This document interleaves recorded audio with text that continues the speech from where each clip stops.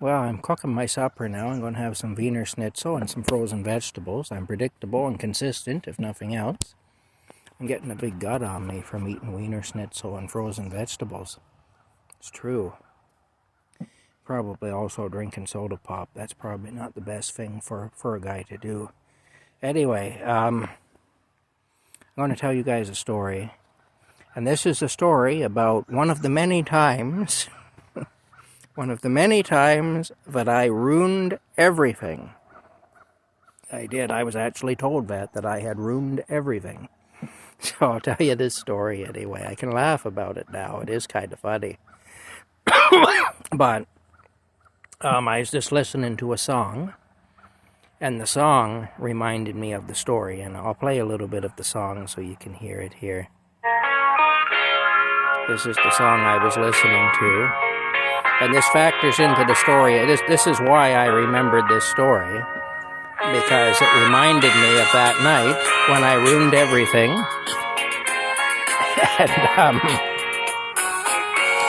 And of a girl who loved this song anyway. And she told me I had ruined everything, but she really was crazy for this song anyway. But I'll tell you the story here. Yeah, it's a nice song. It's The Heart of the Night by Paco is the song. And I believe it's from 1978. This was in the early to mid 80s that we heard it on the radio, me and this girl, before I ruined everything. Yeah.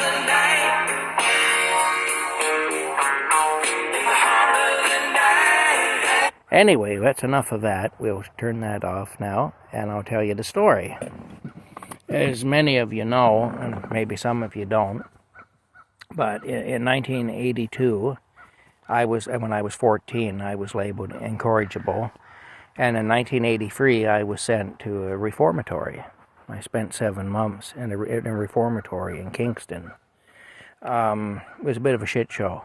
Anyway, it all goes back to a situation where my stepmother chased me out of a building with a butcher knife because I was going to Mass, and she didn't want me going to Mass, going to the Catholic Church. She didn't like Catholics. She eventually became a Catholic years later, but at that time she did not like Catholics. Anyway, it was that and a social worker that didn't like dealing with teenagers, and anyway, the social worker put me away, basically, rather than deal with me. That's what it was, because I was 14, and therefore she didn't want to deal with me. So there were a few of us there like that were just warehoused in jail, basically, because the system either didn't know what to do with us or didn't want to deal with us for various reasons. Anyway, under the old Juvenile Delinquents Act, things like that would happen sometimes. But getting back to my story, though, that's just a little background. Well, I had kind of an unofficial deal with the Children's Aid that if they left me alone, I wouldn't ask them for anything. They could just leave me be and let me live my life, and I wouldn't trouble them.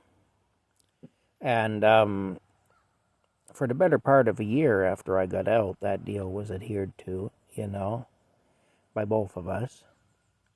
And then I got word from the Children's Aid, from my social worker that didn't like dealing with me, that I was going to be required to attend a program in Smiths Falls because they needed asses in seats, basically, is what it was, really, to justify the funding for this program.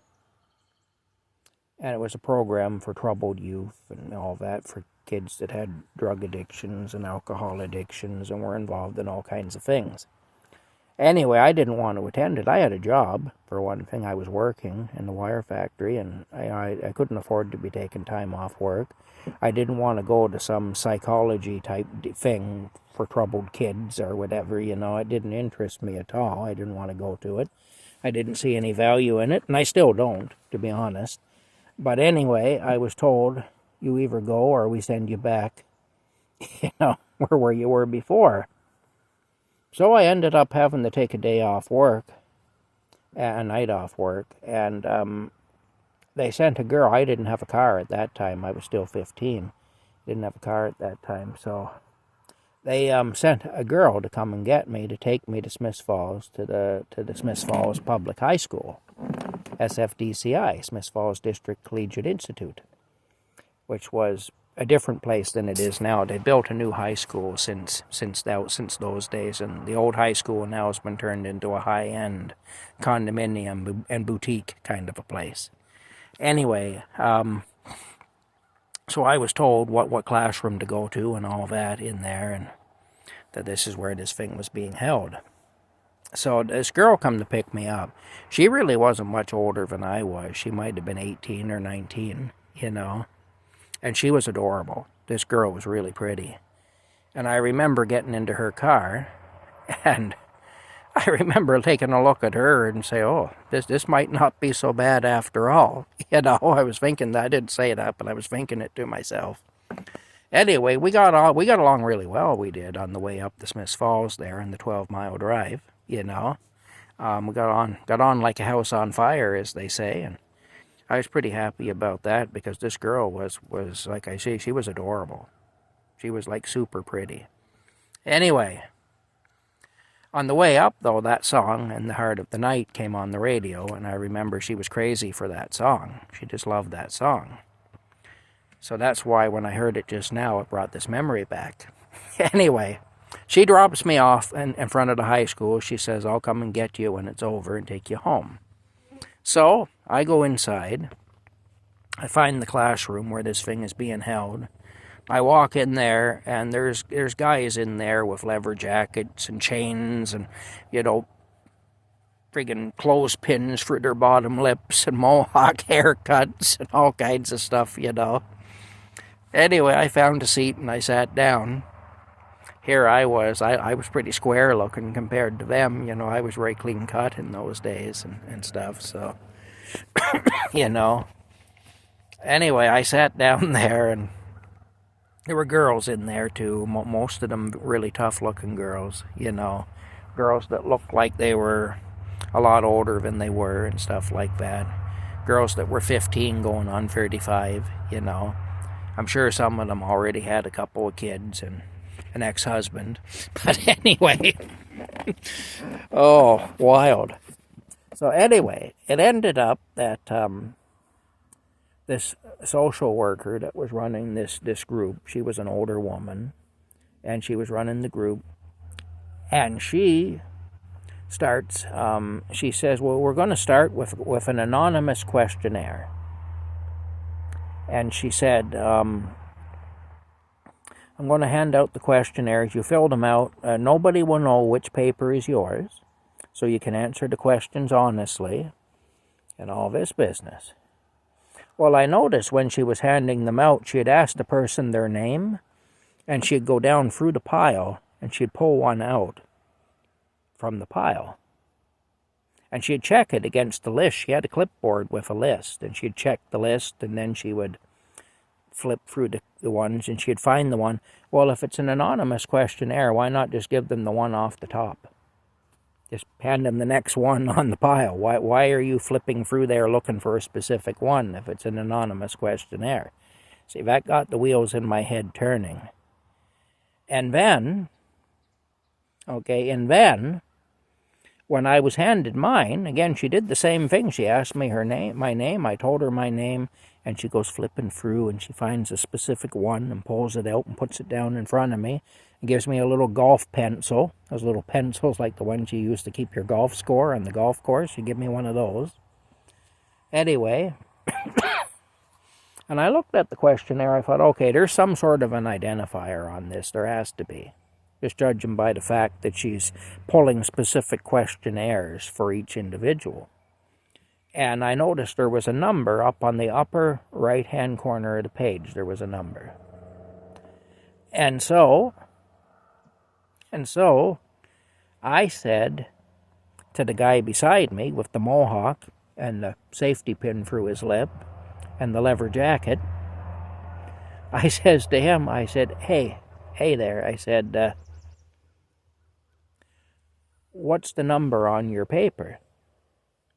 I forget what my number was now, but they all had a 2-digit number on them, I think. Mine did, and his did too, anyway. But I said, well, what's the number on your paper?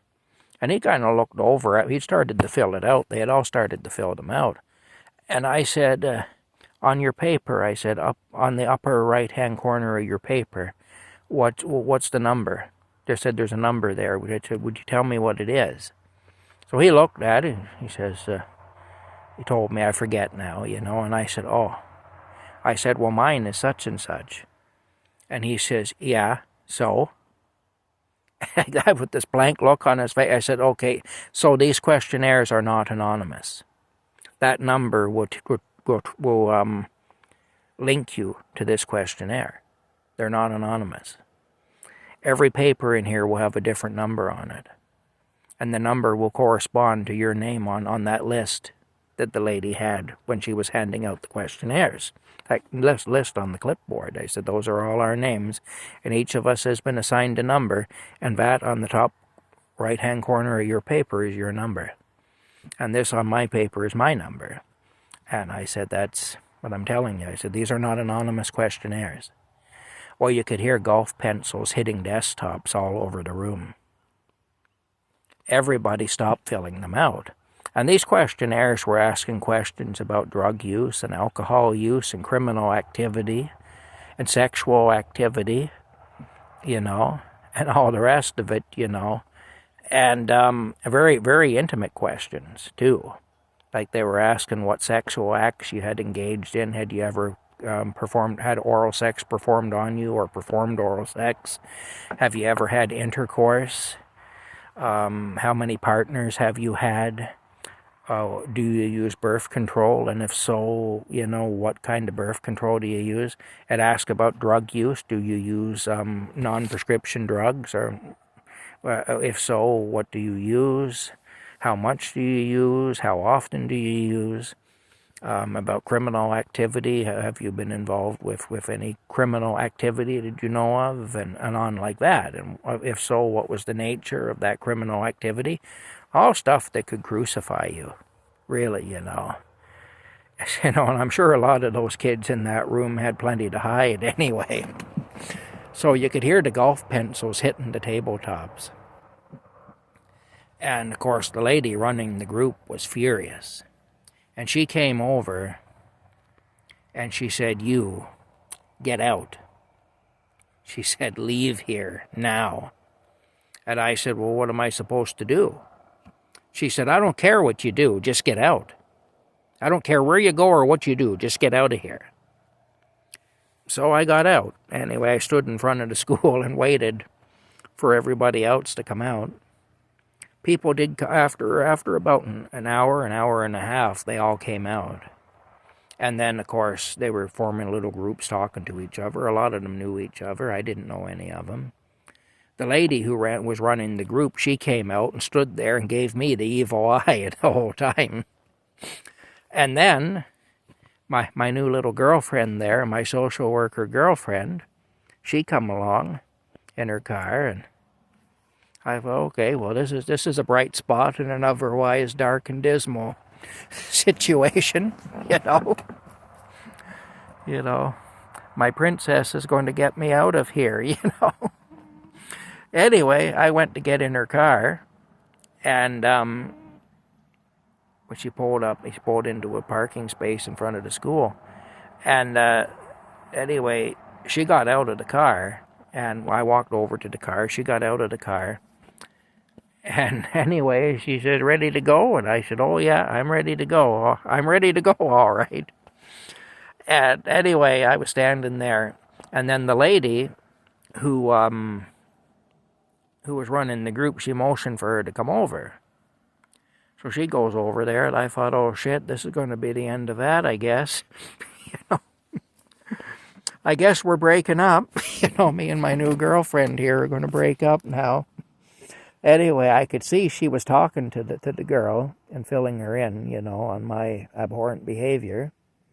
And the girl kept looking over at me and frowning as this woman's talking to her and pointing at me. And the woman's quite animated. She's mad, and the mouth is going, and the hands are going, and she, you know, and the girl, that my little girlfriend there, she's standing there looking. You see, she turned her head and she looked at me, and like, oh my God, what have you done? You know, and frowned at me.